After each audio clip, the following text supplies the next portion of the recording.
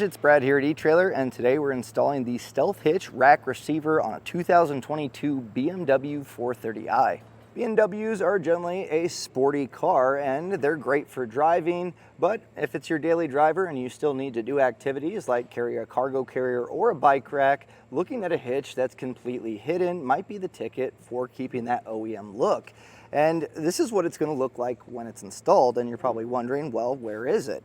The great part is, with a Stealth Hitch rack receiver, when you're ready to put your 2" by 2" receiver tube opening in, you just slide this up, it'll lock in place, and then you're ready to go.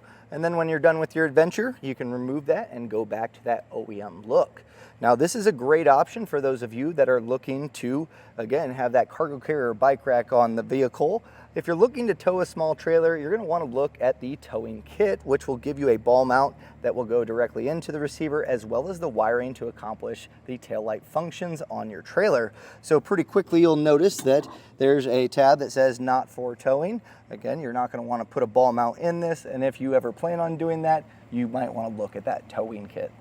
The receiver that comes with this is, I mentioned, 2" by 2", so that means you're going to have plenty of options when it comes to different accessories, and all of them are going to stay in place with a 5/8 pin and clip. Now, this is not included with your hitch, but a lot of times when you pick up accessories, they'll have those included. If you plan on leaving your accessory on the back of your vehicle, you might want to look at a locking pin and clip. That way you can lock it in place and know that no one's going to walk away with your accessories. Also, with that towing kit, you're going to get safety chain loops that are going to attach to the side. And speaking of capacities, the towing kit is rated at 3,500 pounds for a gross trailer weight rating. But since this one you're not towing, you're going to want to adhere to the tongue weight capacity, which is going to be 350 pounds, which is going to allow you to get, probably 2 to 3 bikes. 4 bikes might be pushing it depending on the type of bike you have, but also a small cargo carrier would also work in here. So just make sure that you're keeping track of the weight that you're loading onto it and stay underneath that 350 pounds and you'll be good to go. Now, many cargo carriers and bike racks will stow in a vertical position, and the great part about this receiver is it does stick out quite a bit, which is good. You don't have to worry about things making contact with your fascia. So it should, pretty much anything that you pick up should be able to stow in that vertical position, being that our hitch pin hole is pretty well aligned with the edge of the fascia. When it comes to the ground clearance, it's coming in right at about 11.5 inches. And that's going to be really important for maybe choosing an accessory that might have a shank that goes up, just to give you a little more clearance as you go up inclines or over bumpy terrain that has a chance to bottom out as the car goes up the hill. It is an extended portion and it's going to want to tilt towards the ground first. Some other nice features about this is there's a lock tumbler on the side that you get keys, so you can lock this in place. That way no one's going to just come by and take your receiver. Another great part is it comes with a rubber plug that allows you to plug the bottom to keep any grime that might build up long term. That way it stays nice and clean, so when you're ready to drop in your receiver, you're good to go. And when it comes to the installation of this hitch, it's not terribly hard to do. There is a fascia that has to be removed in order to get it in place, as it does bolt up behind where the bumper beam is located. But this is one of those installs, you do it once and you're gonna be really happy with the end product that's gonna look really clean, and you'll be able to get your bike rack around. If this is something, after watching the video, this might be beyond your scope, maybe something you don't have the place to do it, the tools to do it, or even the want to do it, you can use eTrailer's dealer locator, and that way you can find someone close to your place to get this installed for you. But for you DIYers at home, follow along with me. We'll make sure you get your hitch installed. So let's take a look at that. Now, before we begin our installation, this is going to cover the 3 Series, the 4 Series, as well as the 4 Series convertible. And they are going to be slightly different just on what you're going to be removing. But for the most part, the actual hitch installation is going to be pretty similar. So follow along. The instructions are very good with Stealth Hitches, and just make sure that you're doing it according to the trim that you have. And then the rest of it, follow along and we'll make sure you get your hitch installed. So first step on our 4 Series coupe is to open up the trunk, and we're going to get our trunk panel taken out and set aside. And something else I'll recommend too is we're going to be taking off quite a bit of hardware, and we'll have small push pins as well as screws and bolts. It's highly recommended to have a nice organized spot to keep them. It makes reinstallation that much easier. So the first thing that we're going to remove is going to be our threshold, and there's going to be some plastic push pins that are holding it in. You'll find the first one right here by the luggage hook, and then in these insets you'll have the remaining 3. And to get a plastic push pin separated, there's a little groove inside the middle. It's going to be hard to see here, but pop out that center portion first, and then the rest of it should come out. Just make sure you're holding on to both pieces. The trim panel tool works pretty well here, but as you can see, the angle is pretty tricky for a flathead screwdriver or something along those lines. So if you have a 90-degree pick, that's also not a bad way to do it. So as I get this one removed, I'll show you how it looks. So just simply go in the slot here, pop that center portion out, and then hold on to the rest of it as you pull it out. So I'll take the remaining 3 out. Once you get those plastic push pins removed, to get the threshold out, we're going to pull straight up, as there's going to be clips along here. So if you want to, you can take a trim panel tool and kind of pop them. But another way is if you just kind of pull this out past those luggage clips, just be careful, but just upward pressure, just work your way, and we'll get these clips popped out. And it may be tucked into the weather stripping, so just kind of get that out there. And the clips that we're looking at, you'll see there's just 4 of them. So if you do want to use a trim panel tool, I'd recommend just peeling back the weather stripping and popping up there, but it comes out fairly easy by hand. So we'll get this set aside. We will be removing our taillights. That's kind of part of the fascia coming off. And in order to gain access to the hardware for the taillights, we're going to need to take some of these side panels off. So same thing, it's going to be just a series of plastic push pins. And again, depending on your trim, is going to depend on which ones you remove. But the main thing is we're pulling this back to gain access to the hardware. So as you pop these out, if there's anything that's giving you resistance, look around for another and just get that removed. So we got one here, there's one tucked here. And if you have this little cargo net area, you might want to pop this out. That'll give it a little bit more wiggle room to move around. But with those taken out, you'll see pretty quickly that I can at least gain a little bit of access here. It does look like we want to take this clip off around the trunk opening latch. So I think if we get this popped out, that's going to make it a lot easier for us. There is another plastic push pin that's located up top. If you undo that one, you can just simply slide this around the trunk opening. It's just a little split here, so just peel that back, and that's going to allow us to gain access to some of the hardware for our taillight. So there's going to be something located an 8mm in here, but before we get there, we're also going to want to remove this plastic panel, which also has hardware to take out the taillight. So the best way to do that is just with a trim panel tool. Be very careful. Just kind of pop this up, and it should just work its way up with the clips, and we'll set this aside.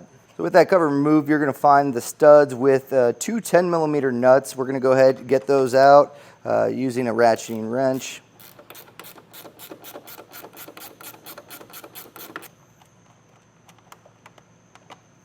Now we need to remove the other nut that's holding the taillight in place. It's going to be a 10mm, and it's kind of tricky to see, but if you look where this HD radio box is, there is an opening in this carpet, and it's going to be a 10mm nut. Now be careful as you loosen it up. I would recommend doing it first with a socket.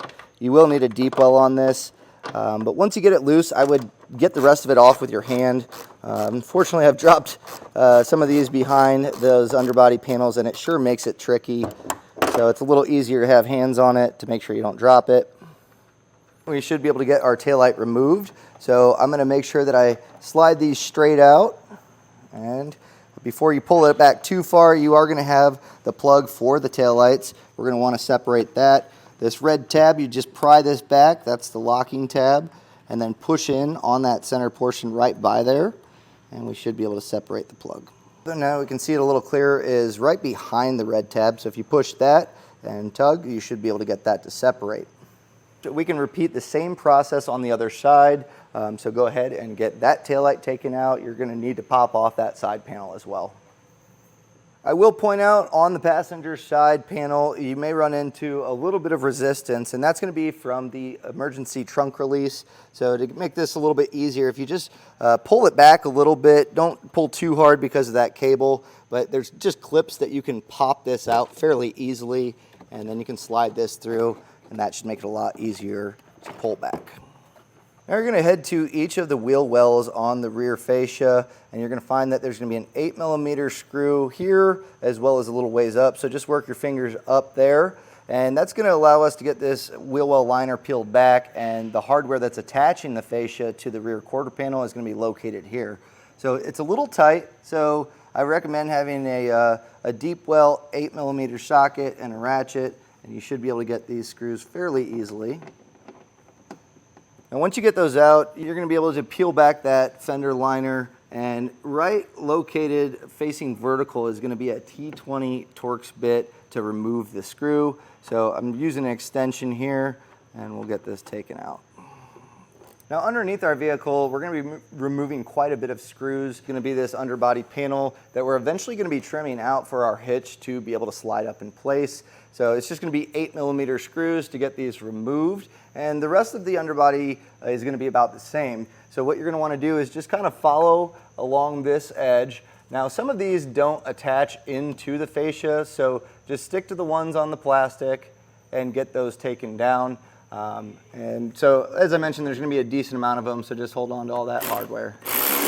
Also, while under here, we're going to be removing some clips, and these attach, it looks like your hands-free lift gate sensors in there, as well as some other electronics. So to get this separated, where the painted portion meets the plastic, you'll find there's just a small little tab.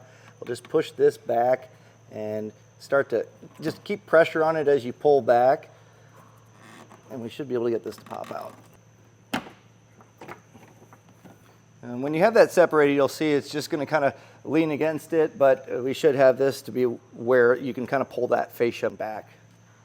Something I didn't see in the instructions, but I know that needs to be removed, is going to be the Torx bit that's located where we popped off that panel to get to our taillights. So it looks to be a T20, so go ahead and get that removed on both sides.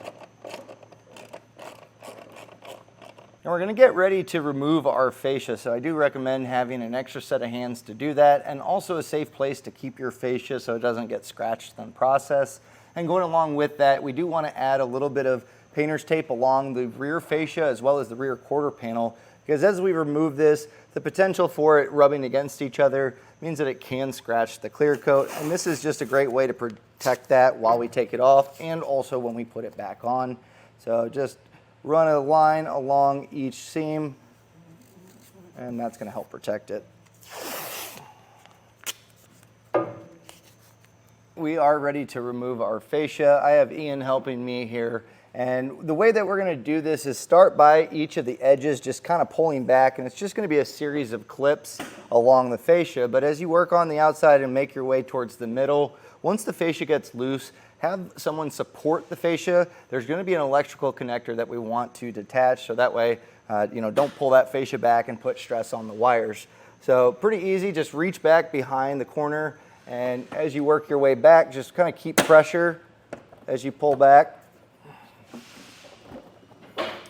And then along where the taillights were, there's also going to be clips that go into the plastic, so I would recommend just pulling back a little bit to have that pressure on it, and then just push that tab in, and it should get to the point where you can separate it.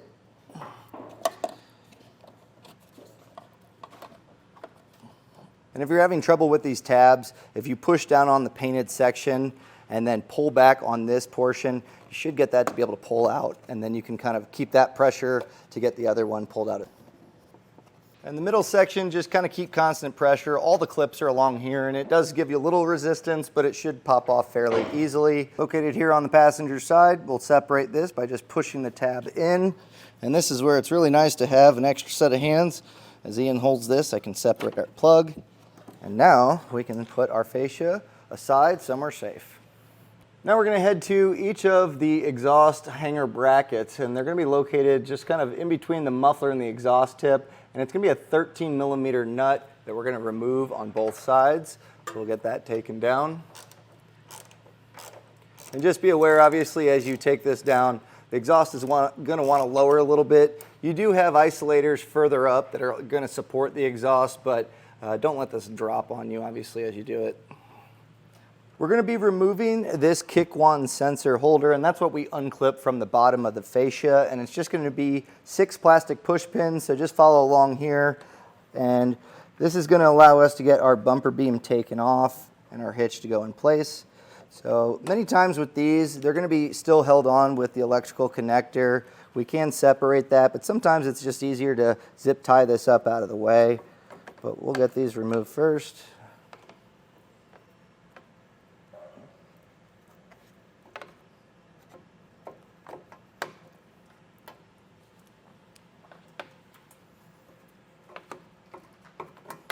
With those plastic push pins removed, I did mention you can zip tie it up. I think if you just rest it on the exhaust tips for now, it should be fine. As far as unplugging it, you could do that, but really it's just going to be short-lived of having it off to get the bumper beam off, so I think it'll be fine right there. Now we're going to want to remove the bumper beam, and you'll find that there's a large nut that's located here, and then also through the hole on the bumper beam, you'll be able to see the other stud below. So I'll be using an extension with my socket. If you don't have an extension, you could probably get away with a wrench. It's just going to be a little bit tight. And what I'll do is I'll knock them all loose and remove the bottom ones. On the top, I'm going to leave just a few threads to where I can get that by hand. That way it's going to support itself while removing the other side and it's not falling on us.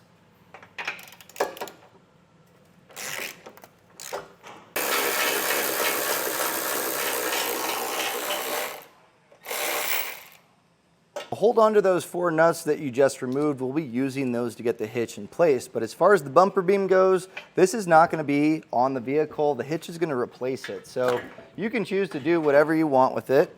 And that's also a good time to show you that maybe you do want to support this with a zip tie or something along those lines, that kick wand sensor. But we'll get our bumper beam removed and set aside.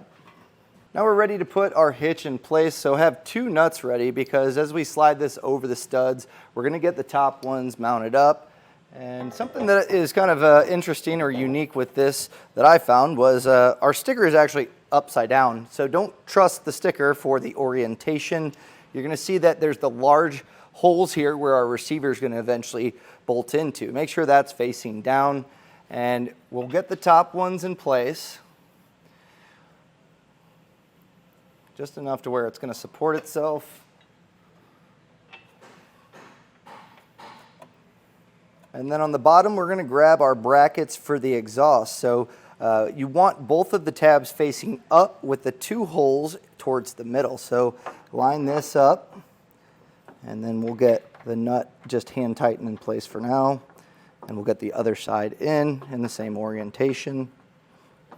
We're going to get ready to tighten these down, and we'll take a torque wrench. You really don't need to get crazy here, but you do want to save yourself having to use the torque wrench the whole time to tighten it. But what you're going to want to do is make sure that this is centered up. This is kind of one of those times where it's really hard to go back and adjust it once it's all done, so do it right the first time. If you use kind of a reference mark of this plastic here, that seems to be okay to where we can align this. It is slotted side to side, so you can see there's a little bit of variance. Just do your best to make sure that it's centered up. If you look on the back side, there's small tack weld spots here, and there's one right in the center, and then 2 that go just right outside these brackets. So that's a good way to visually see it. And hold that in place, and we'll snug these down with the 18mm socket up top. And our bottom ones, we'll hold our bracket in place. They say to level it.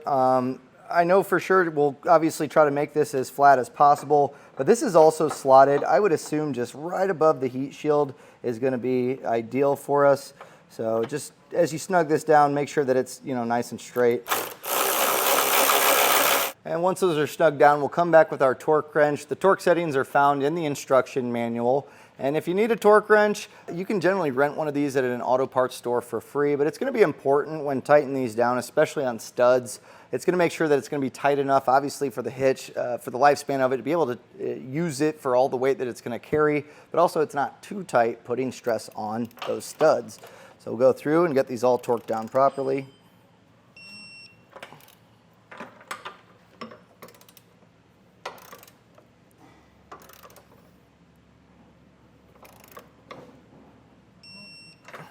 Now in the instruction manual, they're going to have you start to put some of this stuff back in place and get everything bolted up. But it really does make it a little bit more difficult to get your receiver block in place and torque down properly. So I highly suggest doing it now. So the way that the orientation goes, handle's going to be on the passenger side of the vehicle. and we're just going to raise this up in place. We'll then take our bolts and we'll pass this through.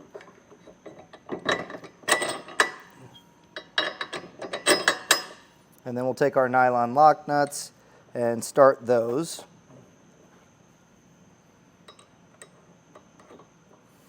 To get these snug down, it's going to require a 15/16 wrench as well as a deep well socket that's a 15/16. So we'll get this snugged up and then torqued down. So now's a good time to retrieve your keys from the receiver block, and it's going to be located underneath this rubber plug. So if you pull the tab down, your keys will be located in there. And you'll have two of them, but you want to make sure that if you ever lose these, you still are able to, be able to replace them and utilize the tumbler that's there. So in your instruction manual, they'll have a sheet that looks like this. It's going to let you know how to use the Stealth receiver, but also you'll see record key code here. If you mark down the 5 digits that's located on the key, that's a great way. If you ever need to replace it, you can give them that code and get keys that are going to work with yours. And the wand sensor bracket is going to bolt up to this brace, and you're just going to be using 2 plastic push pins. But on some models, you will have to modify a small portion here for it to sit properly to get it to bolt up. So that portion is going to be this area right here. I'm just going to cut this high part out, and that's going to allow us to have this put back on. So if you have a Dremel, really you could use a utility knife. I have an oscillating tool that works really well. We'll just cut this portion off.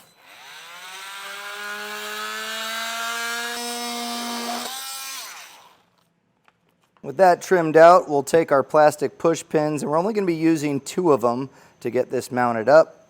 Maybe a little bit tight just because of the opening on the hitch, but what you can do is just put some pressure, and then if you need to, you can use just a slight hammer or a large block of wood or something to press on here. Just by hand, it's not exactly easy.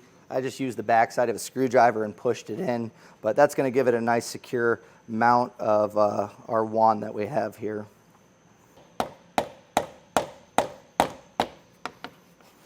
For each side, 2 bolts and 2 flat washers, as well as 2 of the serrated flange nuts, and these are going to go to that exhaust mounting bracket that we attached. The first one is going to become a mounting point for that kick wand sensor bracket.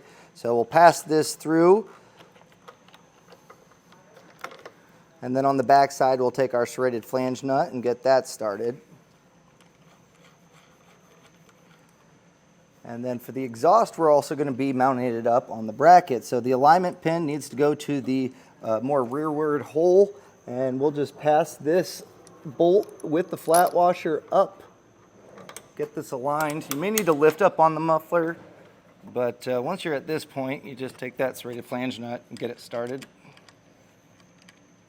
And then we'll just repeat the same process on the other side. And once you tighten down those bolts, you've officially installed your hitch. All that's left to do is reinstall everything in the reverse order. There is going to be a little bit of trimming required, as I mentioned, on that underbody panel, and I can show you that a little bit later, but I do want to show you how this operates while it's still somewhat visible. So this is going to be your receiver. You can see right away, not for towing. It's only going to be for a bike rack or cargo carrier. If you are looking to tow a trailer, you're going to want to pick up the Stealth Hitch towing package that will have the ball mount as well as the wiring to accomplish the light functions. But they're all going to work the same when putting in your receiver or removing it. So the first thing, take your key, and on the driver's side, you'll have a tumbler that you will take the rubber cap off. You'll twist this, and you'll see that the tumbler pops out, meaning that it's unlocked. From here, you're going to just take your hand and twist the latch back until it locks in place. And then with the receiver, you're going to feed it up, and you should give it just a little push. Sometimes when it's new, it's a little tight, but when you push up, that handle is going to pop over, letting you know that it's in place. From there, you can just simply push in the tumbler to lock it, and then remove your key, and then you'll be ready to hook up your accessories. And to remove it, equally easy. You just unlock, twist that handle back, and then it just drops out of place. So at this point, we'll just reinstall all of our pieces in the reverse order that we took them off. Just make sure you're plugging back in your harness, and then we'll come back later for that panel and I'll show you exactly how to trim it. Last part that we'll need to do is trim out the underbody panel, and this is what you're going to see most of dealing with this hitch. So I'll give you the reference marks. It's just a half an inch in from each of the mounting points, and then we'll use the perforation that's already there from the factory to run this line across. But I recommend cutting it out first, holding it up, mocking it up, and pretending like you're using the hitch. If you need to trim out a little bit extra wider, by all means you can do that. It'll just make it a lot easier to get the hitch in place if you're happy with the position, rather than trying to fight with this panel each time you use it. So trim it out really how you would want to use it. It is back in place.